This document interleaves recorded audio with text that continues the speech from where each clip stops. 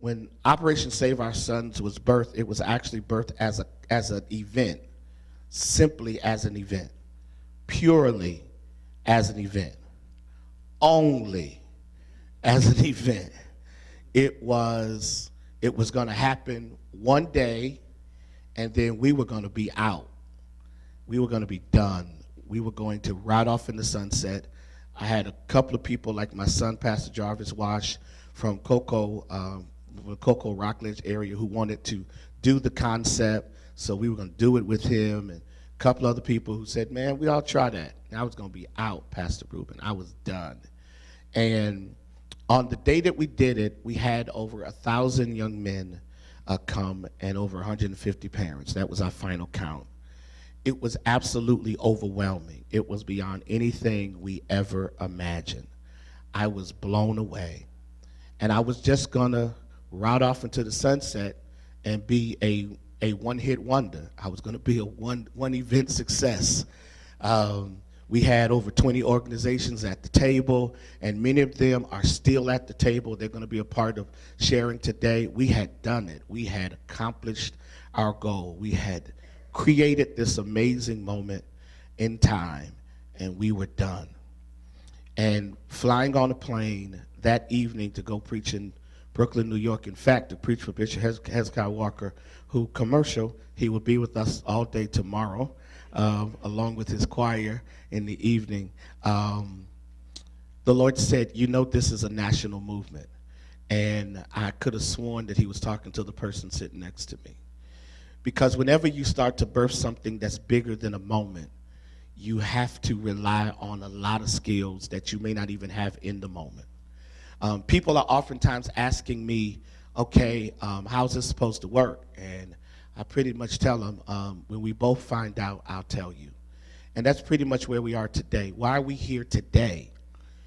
Because maybe about less than a month ago, Operation Save Our Sons started to get pushed.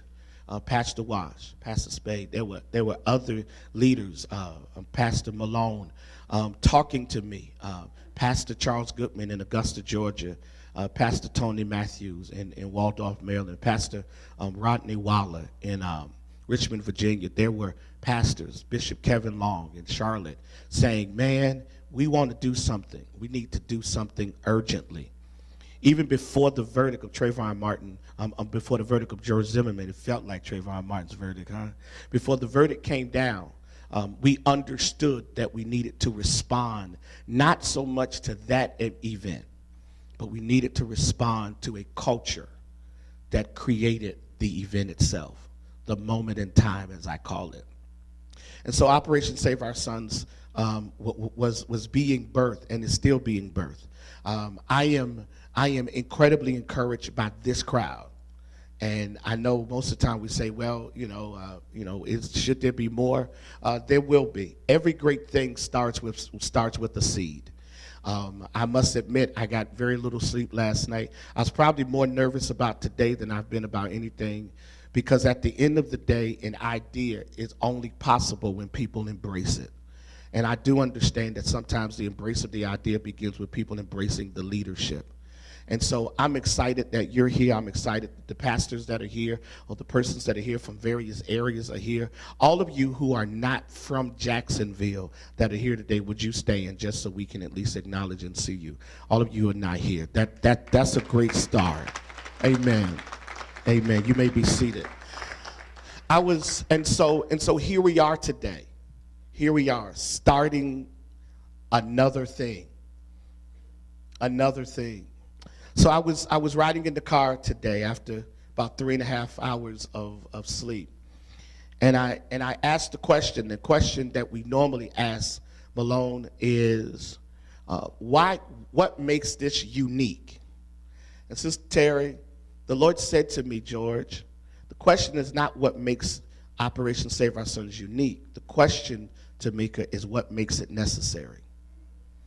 And I think that a part of the challenge is that we're always trying to make ourselves unique, but we rarely are concerned with making ourselves necessary.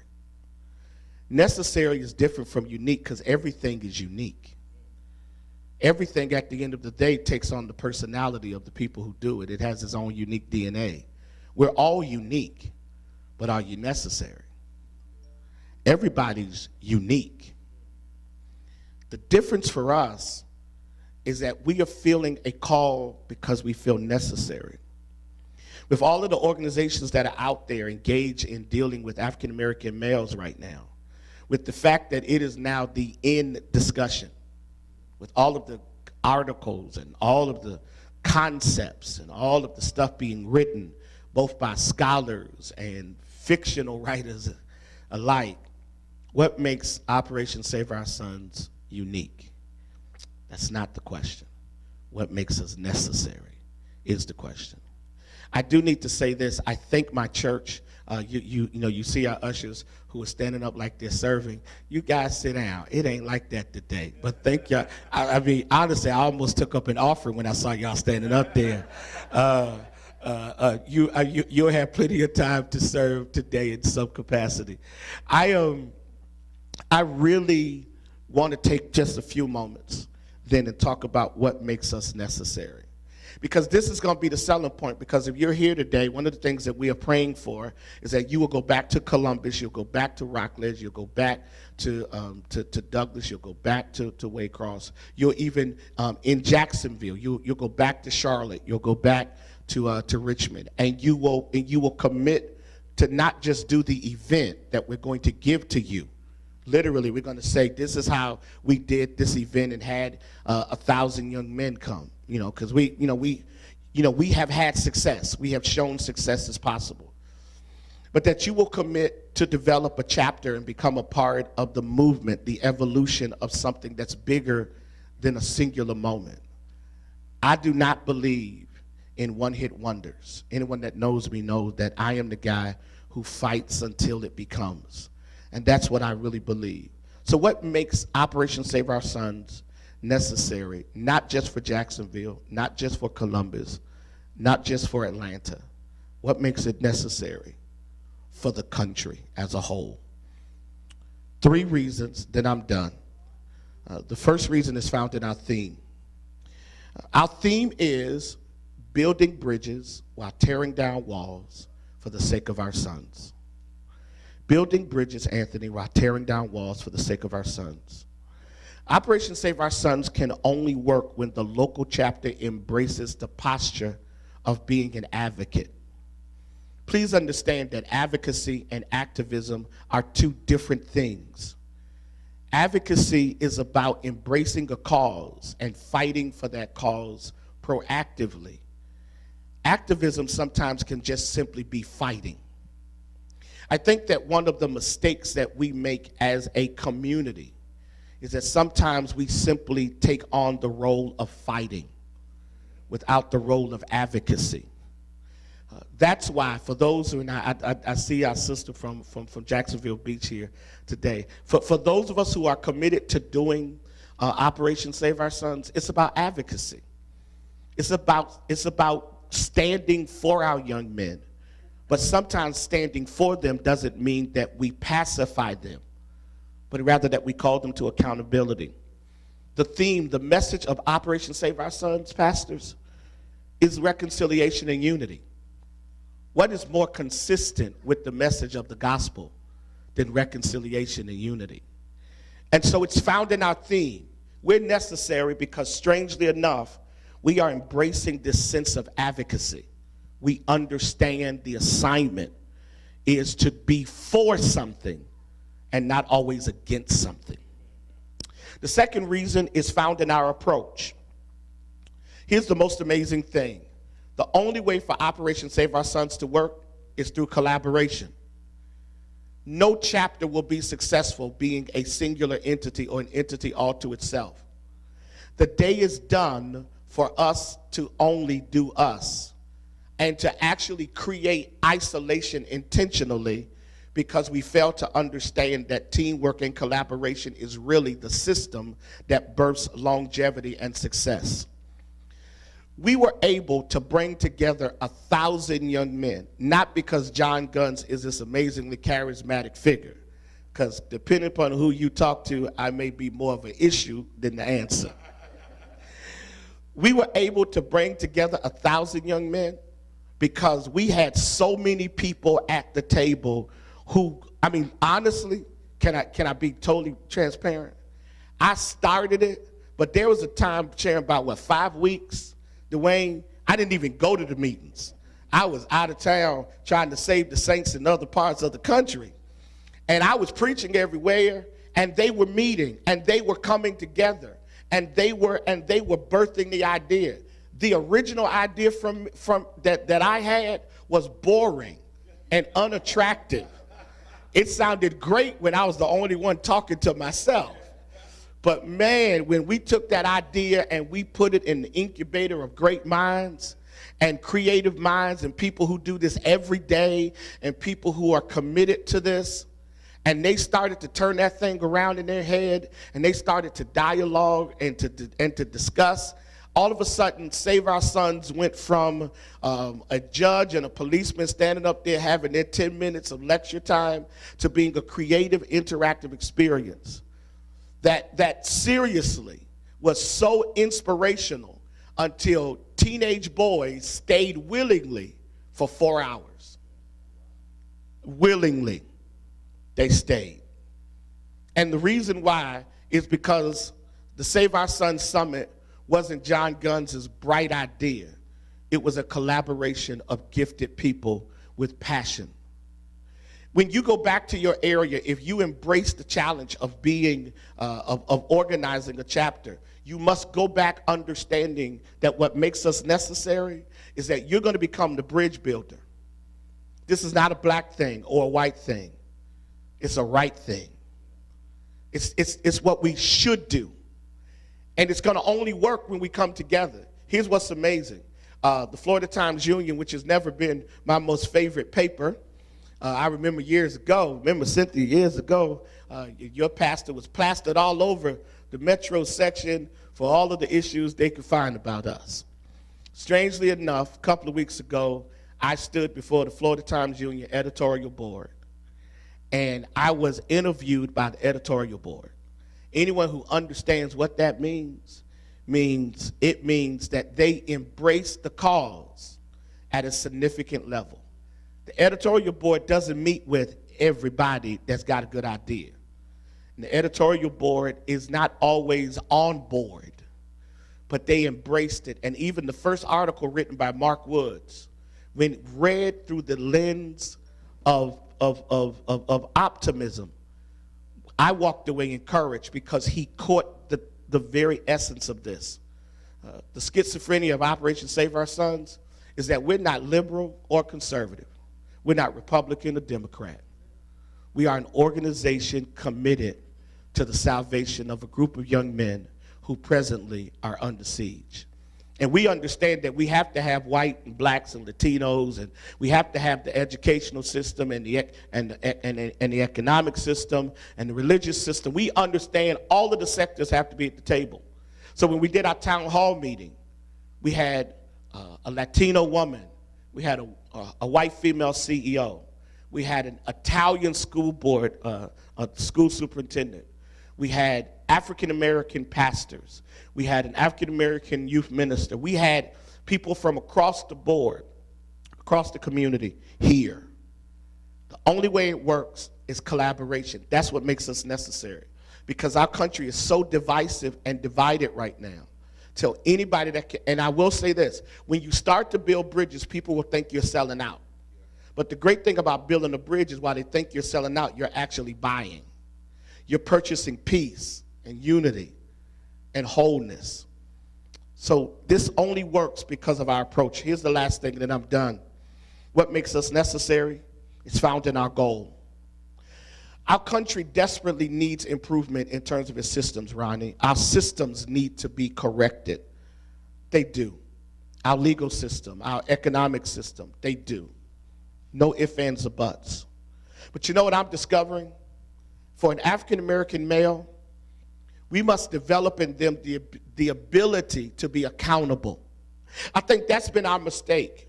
We have always harped on the failures of the system and not on the failure of us in terms of how we help them manage the system. If the system never changes, we still need to teach young men how to live in their own skin. The system never gets any better. We still need to work at how do we improve the quality of life for our young men. How do we teach them? It's interesting. I'll say it like this. And again, this is going to sound really awkward coming from an African-American leader, because oftentimes we're just mad for the sake of being mad. If y'all give me the permission to tell the truth. Sometimes we're just mad because mad has been profitable for a few, but it's never benefited the whole.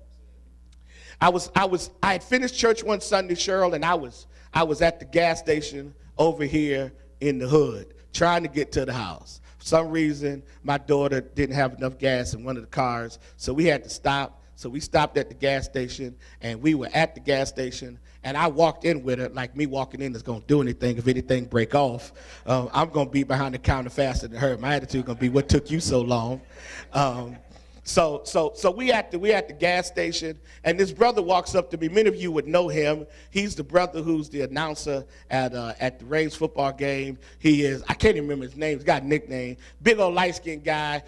Jelly. Oh, my God. And, you know, whenever he sees you, he is all about the HBCUs, and he wants to talk about saving the world and all this kind of stuff. So when I saw him, I saw him like I didn't see him, hoping he didn't see me. And he saw me, and immediately it turned into a 20-minute conversation where I kept saying, dude, I understand. You so right. Hey, let me go check on my wife's outside. Okay, all right, yeah. No, you right, dude, for 20 minutes. So now I'm sensitive to how y'all feel when I just keep talking on Sunday morning. I was really praying for the benediction, but it never happened. But he made a powerful point that speaks to what I want to close with. He makes this point. He said, everybody talking about we need to get rid of Angela Corey. Everybody talking about this, that, and we did that. He said, you know what I discovered, Pastor? The problem is this. If you know there's sharks in the water, don't jump in the water. I said, what you say? He said, if there's sharks in the water, if we say Angela Corey is a shark, don't jump in the water. And I said, you know what? God kept me here for 19 minutes and 52 seconds just to hear that. Now that I heard that, may the Lord watch between me and thee. But you know what's deep? Oftentimes as African Americans, and I can say this, we are angry at the sharks in the water, but we keep jumping in there. Not every young man is innocent. And if truth be told, when you walk up to an ATM at 9 o'clock at night, and someone walks up behind you, you look at who they are, act not like, that's my King James moment, act not like that you don't turn around and go, well, let me hurry up and get out of here. Because sadly but so, the perceptions are what they are, and we've assisted in them. Some people ask me, why didn't you wear hoodies? Because I didn't think that a hoodie was the right statement, even though it was the right moment. I really didn't feel the need to do that. You know what I felt the need to do? To call my young men to the altar and say, okay, dudes, y'all got to figure out how to manage living in your own skin. Some things you can't get away with. You got to learn how to deal with conflict. So a part of Operation Save Our Sons is teaching young men how to manage conflict. Because some of us brothers who are older know we've learned to walk away from moments we could have stood up. When you stand up, we need to teach them what to stand up for so they don't lay down for nothing. And I think at the end of the day, it's about our goal and our methodology. We want to teach them how to manage life. We want to teach them how to manage conflict with their peers. I was in Chicago recently, and Ken, it was painful being in that city. And the hundreds of young men who are being murdered, not by white policemen, not by George Zimmerman types, but by their own brothers. At the end of the day, we got to teach accountability to each other. So, we're necessary. And the next couple of hours, we're going to show you through all of the things that has made us successful why we're necessary. I do appreciate Brother Dwayne, who has taken on, he has a full-time job for now, working as assistant principal.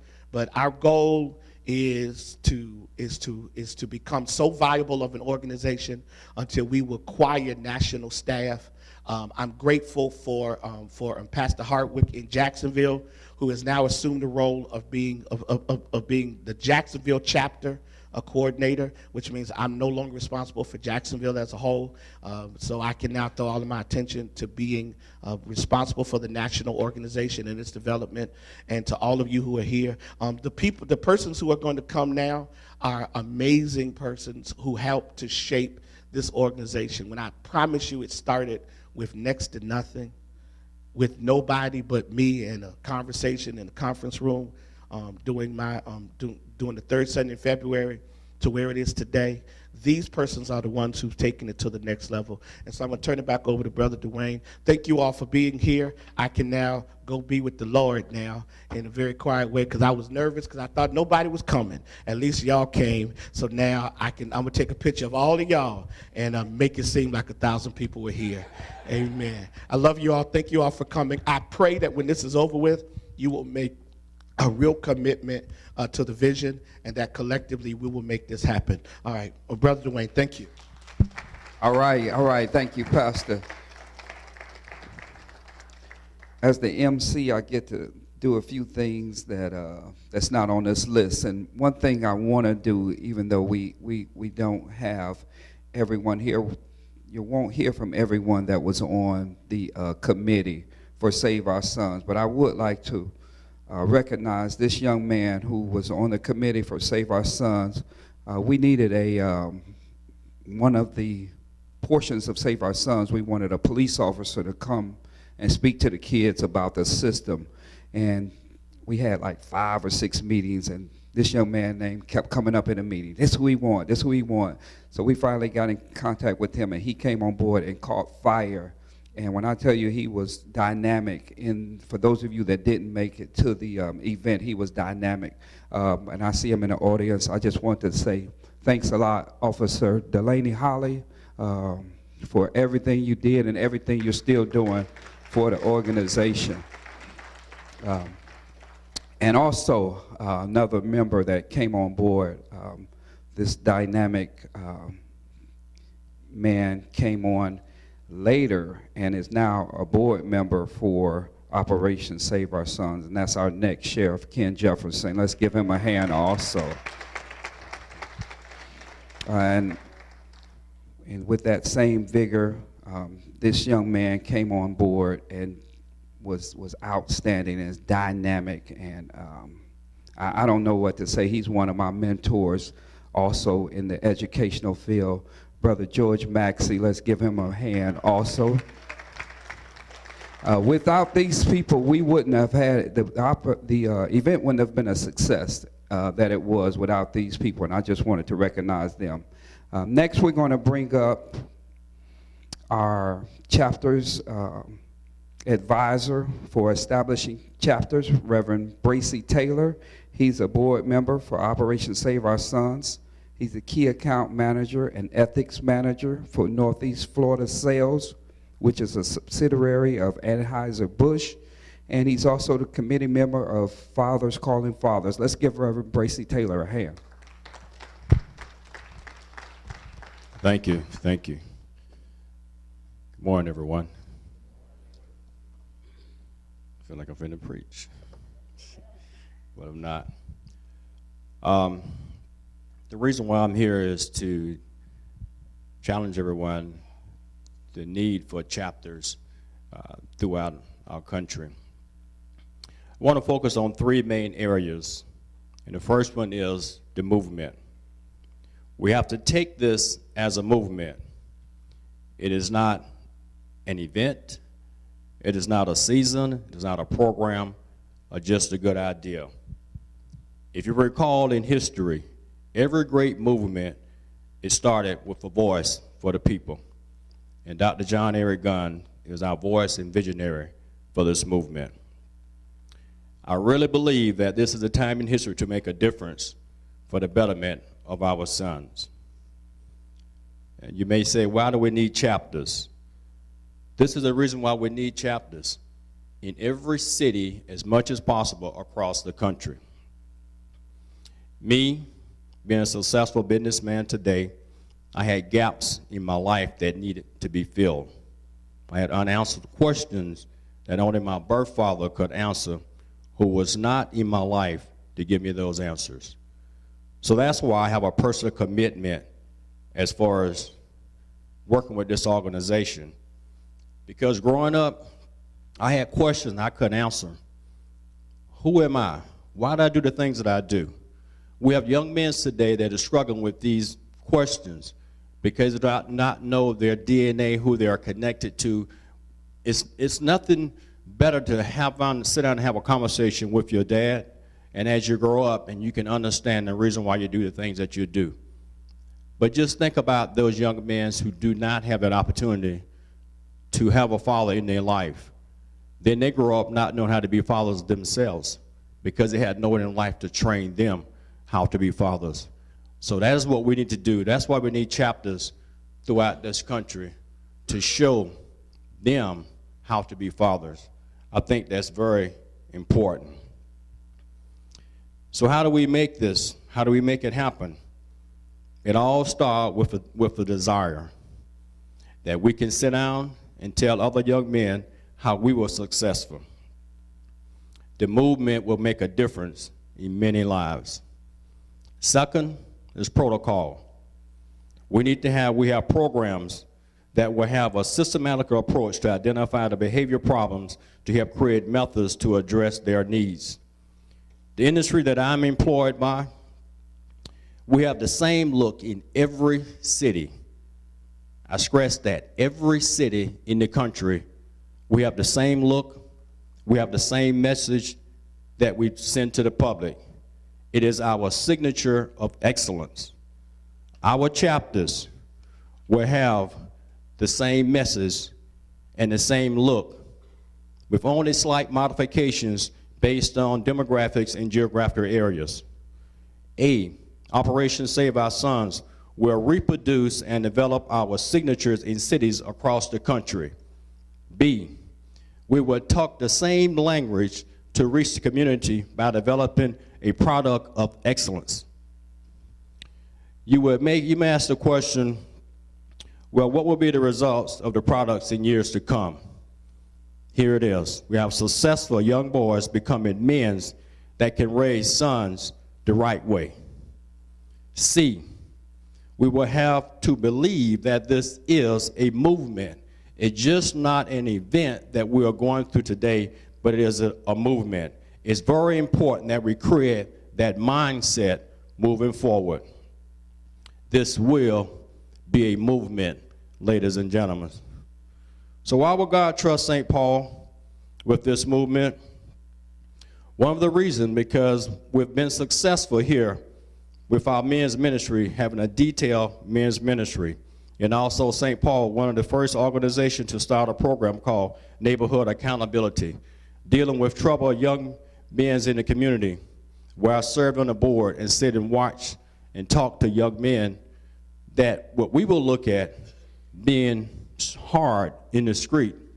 Sit down and have a conversation with these young men, and they start crying right in your face because an adult was there to listen to them. That's what they need, someone to hear their heart. So when we go back to our cities and other cities around the country, we can sit down and have this conversation because they only want someone to listen to their cry. It's very important that we understand one of the greatest things that I think Pastor John Guns did was bringing together the community, and how he did it was amazing. And so I just want to spend a little bit of time. I just cover some things that I think that you're going to need. Because truth be told, as great as a man as Pastor Guns is, before I even moved here, I knew all about him and knew him across the nation for his speaking. But he could not have done it if he would not have pulled in the community. And so I just want to point out 4 things that I think is very, very important for you to focus on when you go back to building your local chapter. We're going to do that. So the first thing I really want to hit on is you have to reach out to your local churches. Local churches are very, very, very, very important. Let's get rid of the whole thing of, well, this church doesn't like me or I don't like this pastor. Get rid of that thought in your head, because it's not about the pastor and it's not about the church. It's about the youth that they are able to reach inside of their communities. Bethel, where I pastor at, we're able to reach those kids around the city. I cannot reach, I can, but I don't reach the kids in this community. John Guns and his church has this community on lock. So if I can reach those community churches, then we come together for a great thing that we can hit it. Now, how do we do them? Because we know some churches just don't like working together. And let's just be honest. That's the case all around the world. Some churches just do not like it. I would suggest get your youth pastor involved. Why get your youth pastors involved? Because youth pastors don't have a problem with other youth pastors. We don't. I'm a youth pastor. I know pastors who don't like my own pastor, but I love their youth pastor. And so if I'm able to touch to their youth pastor, us work together, we will get our youth involved. And of course, with our pastor's blessings, and we know how to present it well, then we'll get around the whole whatever that is between the senior pastors. But if you know you have a problem or they have a problem with you, then present it to your youth pastor and tell your youth pastor to go get other youth pastors involved. It works. It worked beautifully for Save Our Sons. It works beautifully for me, because I do it all the time. I have lunch with youth pastors who their senior pastors do not like my senior pastor for whatever odd reason. But at the end of the day, we understand, this is what we got to do for our young people. And it works beautifully. And that was one of the key things that we was able to get other youth pastors involved into this event. And it just really blew up. And we're just going to keep the other senior pastors lifted, who does not have a heart like a Dr. Guns or my Bishop McKissick Jr., or like y'all pastors in here. Y'all love everybody. So that's number one, is you got to get your local churches in. I got involved because Dr. Guns called my pastor, and my pastor said, Anthony, clear your schedule. I need you at this meeting every single week, and I need you to help my brother out. And so that just shows you how it's very important to reach out to other churches, because other churches can bring strong people to the table. And my heart is just youth, and that was my whole thing. It's just coming in to help serve and help get the youth involved. And we got them involved, and the team put together a crazy event. So that's that. Number two is a very big one that I think is very, very much so needed. You got to get your local churches in. But number two, I think is very important. You got to get the school system involved. Now, I'm very key on that one, because I do that every day. This is what I focus on every day. And actually right now, that's what I'm doing. When I say the school system's involved, how do I mean that? Because Operation Save Our Sons is going after the boys. So we're going after them. That's our main focus. And our parents as well, but we're going after the boys. Where are the boys? They're in the schools. That's where they are. That's how you can get to them. That's how you can reach out to them. And so the first point is the principals. How do you reach out to the principals? I have some business cards on me. I can email you some letters that I just did. This whole week, school is back in.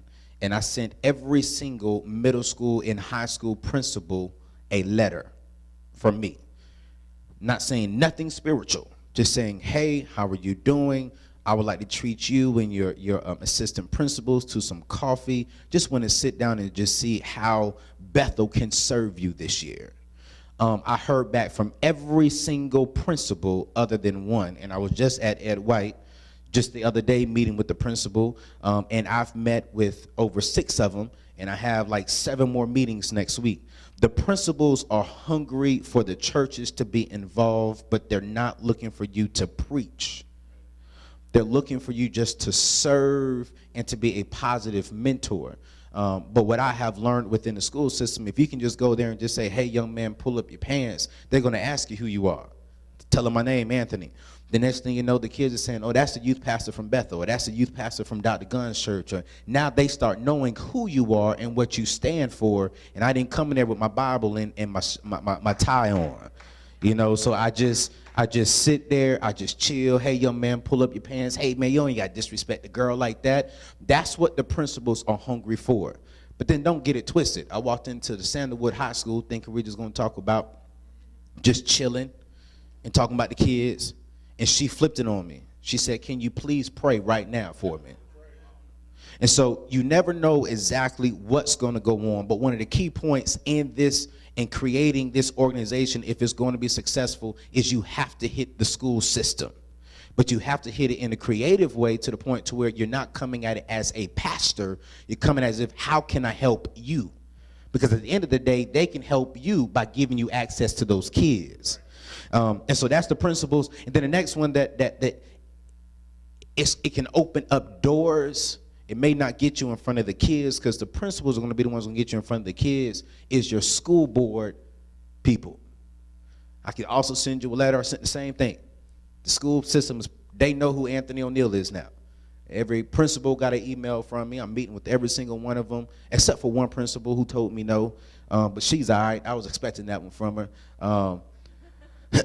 But the school board, I have a meeting with all of them next week. And I can also send you a letter of what that is. It's the same thing. My name is Anthony O'Neill, youth pastor from Bethel. Would like to spend a little bit of time with you, just treat you to some coffee and just see, hey, how can I help you and the board's goals for this year?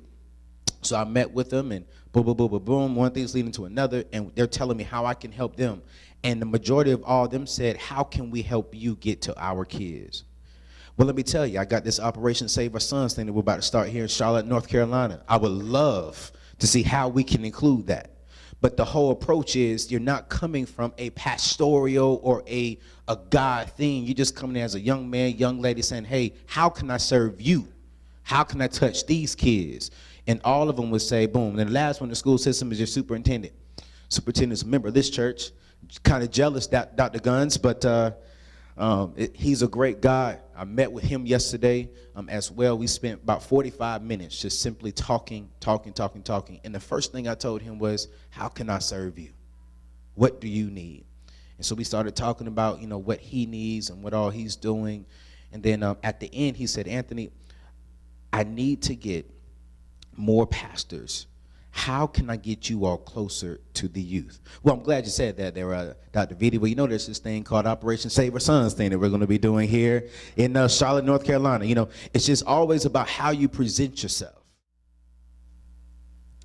The strategy that we took, we took a strategy that ensured that we could make sure we touch everybody despite not having the likes and the follows and things of that nature. So this is what I know. 50% of the world's population is 30 years old or younger, 50%. And 25-year-olds to 34-year-olds are the second largest users of social networking. Of course, we know the first one would be the kids 24 and younger. But the second largest population are around 25 to 35 years old. We consider these to be digital natives. Outside of that, 85% of people between the ages of 45 and 54 also use some sort of social media outlet. They're attached to at least, or they're active on at least one network. And usually that's Facebook, which, by the way, boasts over 1 billion active users daily. So I would imagine that the first group is probably the parents, and the second group is probably the grandparents. So my goal was to target the parents and the grandparents because we know that they would ensure that their children come to this event. Because let's face it, they probably wouldn't have come on their own. It was the first program that they'd ever done like this. They didn't know what to expect.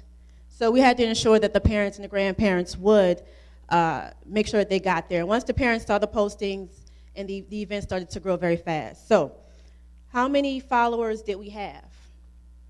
We had 115 likes on Facebook and 83 followers on Twitter. It's not a lot. It's not a lot. 115 likes, 83 followers. But those people shared the event so much that we ended up being seen on over 85,000 pages. Okay? And we use that as pre-registration so that they can kind of use a VIP line. Just go straight through because you've already registered, because we were expecting larger crowds, or at least hoping for larger crowds, let the truth be told. We were able to receive over 1,200 incoming messages, some from some of you. Again, 115 followers, likes, 83 followers. Again, it's not a lot. But you have to understand that social media is the new form of word of mouth. There's not, as people say, word of mouth is the best form. It's not the verbal version anymore. It is your social media usage. So understand that social media is a new word of mouth, and that everybody shares everything on Facebook, from their love of God to their hate of crime. We need to understand how to reach these people, and that's the question that most of us have a hard time answering. How do we reach these people? And of course, that's where I come into play. So I own a company called Just Charlie Management, which is a social media management company that manages several brands, small businesses, and religious organizations. It does manage JG Ministries as well as St. Paul Church and the Operation Save Our Sons. I also have helped to build international brands such as Peculiar Riley, who is also tied to Salon PK and The Look the Life. Through Just Charlie Management, I ended up creating a training and coaching company called Socially Savvy University, and the goal of that company is to create a more socially savvy you. I do believe that social media generally is pretty simple, but with the right strategy and the right knowledge, that you can make it go far. I don't believe that people should have to pay to use social media when you can do it yourselves, unless, of course, you just can't afford to do it. But ultimately, social media is quite easy, and anyone can do it.